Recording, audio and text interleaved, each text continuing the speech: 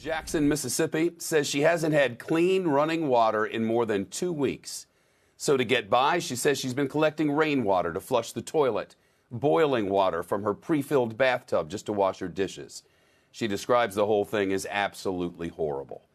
Many across the capital city are facing the same problems. Parts of Jackson lost water after a series of winter storms slammed the place last month and crippled the century-old water infrastructure. In a statement, the mayor there reported that there have been 96 water main breaks and leaks across the city. As of yesterday, crews had reportedly repaired only a little more than half. NBC's Morgan Radford live outside a church in Jackson where people are handing out bottled water. Hi, Morgan.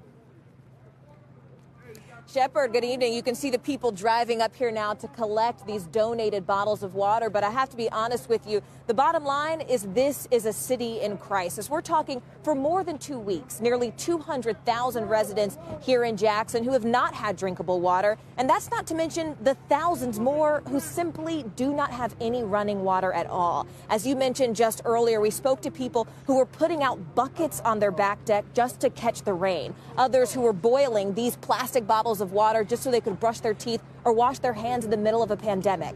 Take a listen to what Dr. Barbara Howard told us today.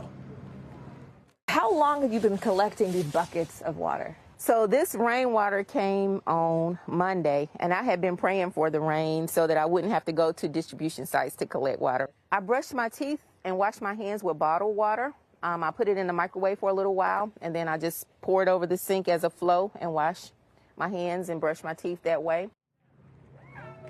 The most disheartening thing about this, Shepard, is that this is a preventable problem. As you mentioned, a storm slammed the area on February 15th, and because of the aging water infrastructure, those old pipe systems, it simply couldn't handle it. And so when I asked the mayor, who is responsible? Are you responsible? Is the state responsible? Because it seems like the city is blaming the state and the state's blaming the city. And he said, look, I bear responsibility for what I can, but the reality of it is we need more funding from the state in order to fix this infrastructure. We've been trying to get them to invest here, and they simply haven't done it, and that's what we're seeing now, Shepard.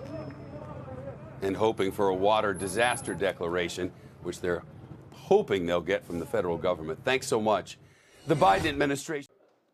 Shepard Smith here. Thanks for watching CNBC on YouTube.